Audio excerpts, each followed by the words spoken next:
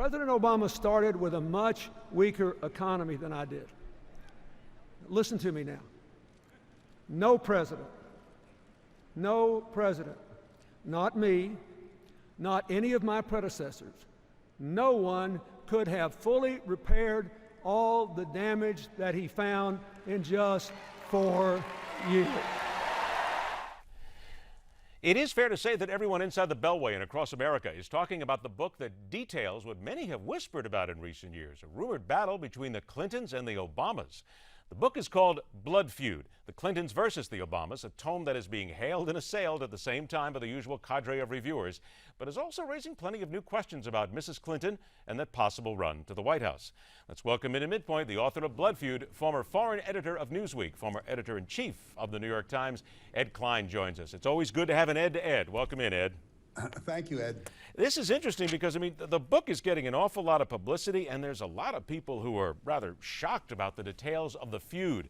Give us an idea about when you were looking into the book and the things that you started to find about this feud existing and where it was going. Well, you know, the mainstream media, as you well know, has spent a lot of time reporting about the so-called feud between the Tea Party and the establishment wings of the Republican Party, but has spent little or no time at all about what I discovered to be the brutal feud between the two main Democratic families, the Clintons and the Obamas. And I thought this was certainly worth a book-length treatment, and that's why I wrote Blood Feud. Okay, so of course, you're never going to be able to tell us who gave you a lot of these things, but give us a detail, a little bit of this investigation and how you and how this apparently just uncovered layer by layer, because as I said, a lot of people were completely unaware that there was a feud going on in the first place. Well, everybody thought that the Clintons and the Obamas had buried the hatchet. Everybody kind of knew that there was some tension between them, to put it mildly, as a result of the 2008 primary battle between the Clintons and the Obamas. But when Bill appeared and gave that fantastic speech at the Democratic National Convention, the conventional wisdom was, okay, they've made peace with each other. But in fact, that speech, as I discovered in researching Blood Feud, was part of a deal that the Clintons made, or Bill Clinton made, with Barack Obama during a golf game in September 2011 at Andrews Air Force Base. And the deal was very simple. Bill would campaign for Barack Obama if in turn Obama would promise to back Hillary in 2016. Bill made good on his promise, as we saw. He not only made that speech, but he campaigned vigorously for Obama. But after Obama won the election, he called Bill and told him that he had had second thoughts about backing Hillary, and he couldn't really promise anymore. He reneged on the deal, and Bill Clinton was devastated. Certainly this has to come down to the relationship between Hillary Clinton and Barack Obama while she was Secretary of State. There are some people who said she really didn't want to be in Washington. So I guess the question many people are asking is, did the president really let her run the State Department? Not at all. In fact, there's a chapter in my book, Blood Feud, in which Bill and Hillary Clinton visit Caroline Kennedy on Park Avenue in New York City, where she has an apartment, right before she took up her post as ambassador to Tokyo. And Caroline naturally wanted to know from the former Secretary of State what to expect in terms of orders and communications. And Hillary said, according to my sources who Hillary spoke to afterward, don't be surprised if most of your orders don't come from the State Department, but come from Valerie Jarrett in the White House. She ultimately runs things there. You've got to imagine that when that came through, that Mrs. Clinton was not entirely thrilled with not being able to do her job. She was far from thrilled, and you know, she kept her peace. I write about the fact that she could have at any time during those 4 years just thrown up her hands and said, I've had enough of this. I can't run the State Department and foreign policy the way I want to. I'm leaving. But she and Bill considered what that would mean if she had, in fact, stalked out. The Democratic Party would never have forgiven her. And one of the things she's wanted to do all along is keep on good terms with the Democrats, in her run-up to 2016, so she'd have the party backing. Now, you're suggesting here that apparently the president doesn't have as much of a problem with Mrs. Clinton as maybe Michelle Obama and Valerie Jarrett, correct? I think there's a lot of truth to what you just said, Ed. I think that it's hard for me to say this without sounding misogynistic, sort of sexist, if you will.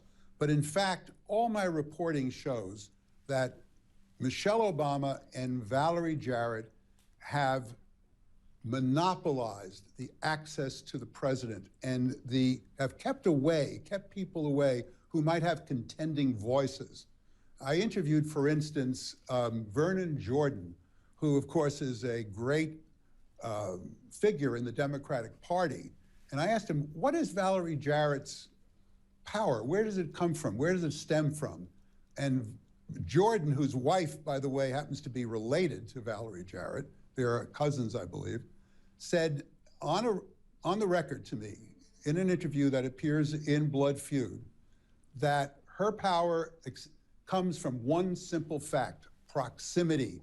She's the person who is closest to the president, who decides who gets on Air Force One, who gets into the Oval Office, who sees the president when he goes on a trip. This is an enormous amount of power that this one woman, who most people have never even heard of, exercises over Barack Obama. Ask a simple question then. What's her problem? What is Valerie Jarrett's problem with Hillary Clinton? Well, I think that they felt that bringing Hillary into the State Department, I say they, I'm talking about Valerie and Michelle Obama, that in doing so, they were bringing basically the Clintons into the administration, both the Clintons. And the one thing they wanted to do was keep Bill Clinton and his influence as far away from Barack Obama as possible. You've raised some very serious health questions about Mrs. Clinton in the book itself, so let me just ask you flat out, do you think she's healthy enough to run for president? I'm not a doctor, I can't make a prognosis, but I would say this, that after she fainted in 2012, in December of 2012, not the first time she fainted, by the way. She fainted in Buffalo in 2005. She fainted in Yemen in 2009. She's had frequent fainting spells.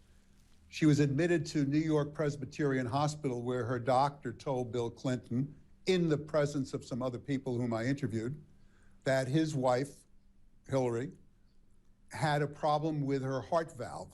It was not operating properly, and that they had considered heart valve replacement surgery. They decided for now not to do it, but said that she needed to be closely observed for the rest of her life. Now, how serious this is, as I say, not a doctor, I can't say, but I think that anyone who runs for president, as Hillary clearly is doing, trying to get the nomination and intending to run for president, needs to release her entire medical records, because she's been saying up to now she's in perfect health, and that simply is not true. Couple of minutes we have here now, and again, your opinion from what you've learned and all of your reporting. Do you think, and would you be shocked, I guess, if the Obama White House did something to sabotage Mrs. Clinton's run, stop her from running for president? You know, that's a good question, because I have a scene in Bill Clinton's home in a place called Whitehaven in Washington, D.C., in Embassy Row, where there's a big party that's being thrown by Chelsea Clinton. There are a lot of people around, and they overhear Bill saying what I'm about to tell you, and I interviewed these people. Bill Clinton believes that Barack Obama is looking for what he calls a mini-me, a Obama-like figure in the Democratic Party who will come out of nowhere the way Obama did and challenge Hillary for the nomination. I have no idea if this is just something that Bill Clinton has made up, or in fact, whether he has reason to believe this. But he truly believes that Obama does not want to see Hillary get the nomination. We have about 20 seconds left. What do you think the relationship is now between Barack Obama and Bill Clinton? I think it's poisonous. I think it's terrible. I think Bill Clinton goes around telling his friends that he can't stand Barack Obama, and Barack Obama, after having Bill Clinton to the White House for one and only time for dinner, after the Clintons left, turned to his wife in the presence of Valerie Jarrett and said, That's why I don't have that guy over for dinner. You have people talking, I will tell you that, my good blood brother Ed. The movie is, or the book is called Blood Feud, The Clintons versus the Obamas. I have a feeling that we will be talking about this book for a couple of years to come. I appreciate your time, Ed. Thanks so much. Thank you very much, Ed. The book again is Blood Feud, The Clintons versus the Obamas, and it certainly is an interesting read as to what goes on at high rates of political theater, if you will.